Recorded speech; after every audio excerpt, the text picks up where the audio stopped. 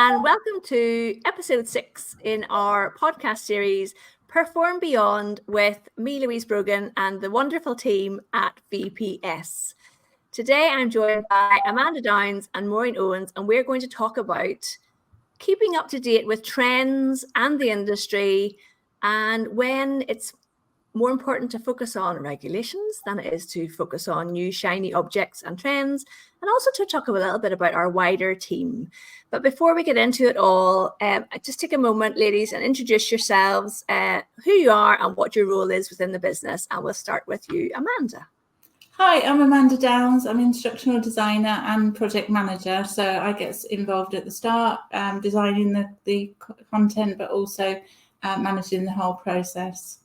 Excellent. And yourself, Maureen? Hi, I'm Maureen Owens, and I'm the learning manager within VPS, working very closely with Amanda with one of our financial services clients. Fabulous. So one of the things we want to talk about is really, how do you actually balance your training between new trends and established practices? How do you stop chasing shiny object syndrome, basically? That can be a hard one, Louise, because sometimes we think that playing should be sexy and exciting, but at the same time, we need to make sure that we're keeping to those main core principles, that we need to get those key messages across. And that's where regulation and the importance of regulation comes in. Mm-hmm. And Amanda's team work really well with that because they can balance that. So with their skill and experience, they can say, well, actually, this is a shiny new toy, but it's actually too much of a shiny new toy. We need it's taking the spotlight off that piece of really important information. Amanda, from your experience, what would you say there on how you would balance that? Yeah, I suppose as an instructional designer, my main role is making sure that the learner learns. So yeah, it's I look at making sure as well that we don't put too many shiny things in, because it can be what does the learner get at the end of it? That they don't know. They might see a lovely animation or something, but they've not actually learned anything. So it's making sure that we're getting the message across. So, and obviously Maureen, we will look at the regulations, etc. And look at how the best way to get that message across. But there is so many technologies that you could add into a course, bells and whistles and all, but it can detract from actually what is the learner learning. At the end of the course, they might say, well, what did I actually get out of that? It was a very pretty course, but it's making sure we get the message across, especially when it's new regulation that needs to be remembered, it's a very important role to get that balance. Ladies, I think we might have found the quote of the whole series of the podcast. I'm nearly afraid to ask. At the basic level, what is important is that the learner learns. Absolutely. Yeah. That's it, right? Yeah. So I know that you work closely because you are, the team that you work with, these are all professionals and qualified. What kind of relationship do you have with then industry bodies? What industry bodies are you associated with? Are you members of? And is that a way to keep up with, what's happening within the industry? Maureen, do you want to answer that question? That's kind of twofold, Louise. So I suppose we'd have the regulatory bodies that we would deal with, particularly within financial services, like the IOB, the LIA, the Insurance Institute, CIPD, and they will be keeping us, I suppose, tight on making sure that the course that we're designing are suitable to regulations and they meet those regulatory needs, and also helping our client support their customers with their CPDRs. That's really important that they actually maintain and get that. But then on the other side of that, then we would actually have Amanda's team that be heavily involved in, I suppose, outside bodies and outside companies and forums that they would engage with other companies within this kind of space to get best practices. And Amanda, you would know more about the learning symposiums that Steve and the guides would have attended. Yeah, so we visit the shows that go on. The Learning Technology Show, which is a big show every year, the World of Learning. So we will visit those to see what is happening.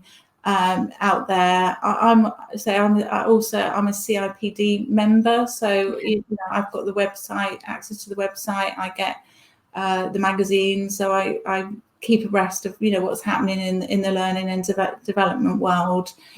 As well as the keeping abreast of the technologies that are available. In terms of, I'm interested as an outsider to this industry, in terms of the industry bodies and the regulations, Maureen, do you have to submit your training for approval? We do. So in order to get the CPD hours, particularly with the client that we're working with at the moment, we submit.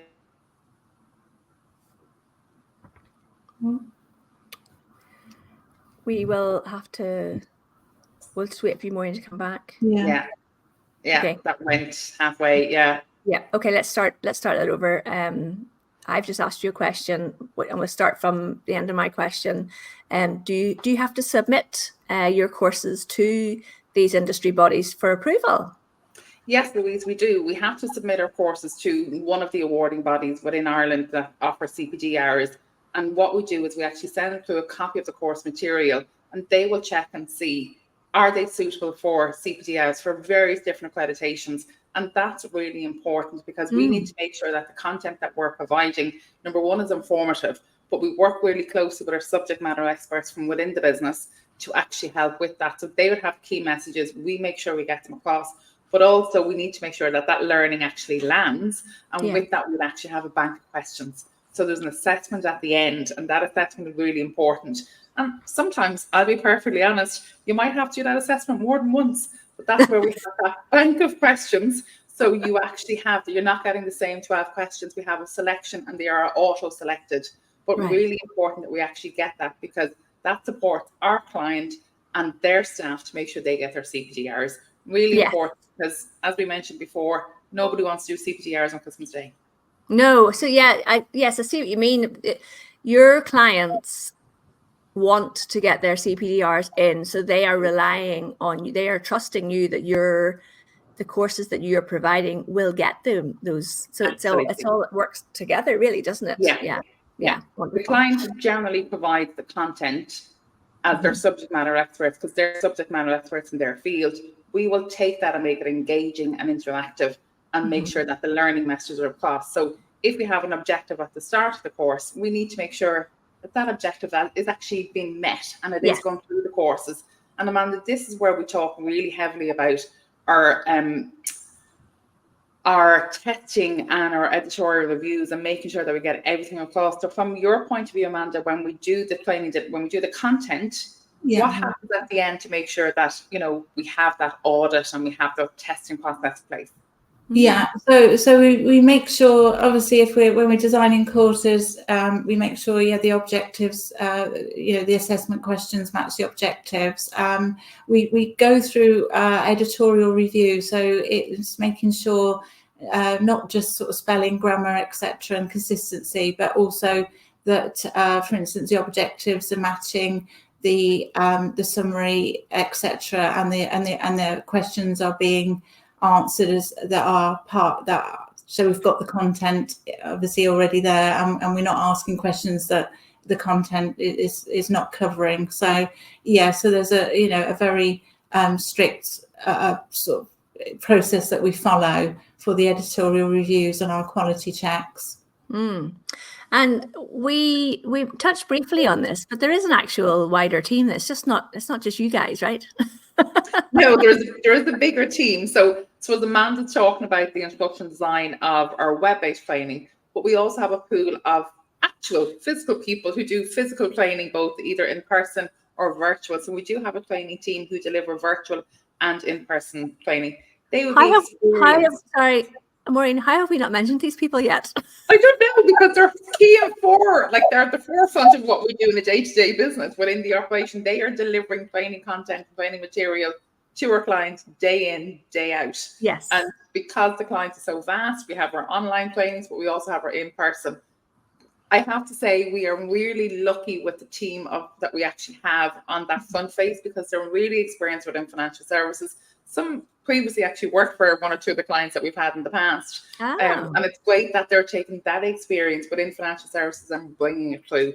So it's great to see that we have that experience, and they bring real life examples to the client. So they've worked in financial services, they walk the walk, they've talked the talk, and they can bring that in when they're delivering their training courses.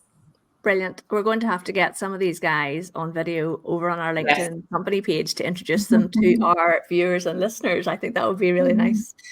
Okay, so is there anything else that you want to discuss around the balance of new trends and established practices, ladies, that we have not covered? I think we've been quite thorough today, but is there anything that I have missed?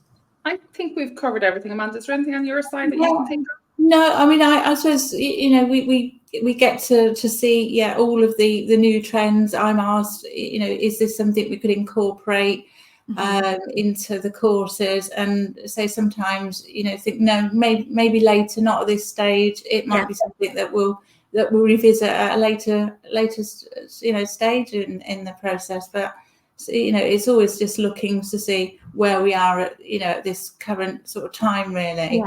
I think as things change, I think that's a really powerful, positive aspect of working with a team like VPS, is that you have got the knowledge and experience, years of experience, to say, yes, that looks really fabulous and shiny and exciting, but let's focus on, are we delivering the objectives here? And are our learners learning? So I love that. I love that wisdom that you're bringing to the situation, Amanda. Ladies, thank you so much. Amanda, you have been a little spotlight guest on 3 episodes of our podcast, and it's been a delight having you on the podcast. We will have 2 more episodes to go, guys, in our 8-episode podcast here for Perform Beyond. Can't wait to dive into the next bit. We're going to be talking about managing logistics and admin, and then we're going to bring it all together in a lovely summary episode for you at the end. So make sure you are subscribed and don't miss those episodes. And ladies, I'll leave it with you to say cheerio. Thanks, Louise. Take care. Bye.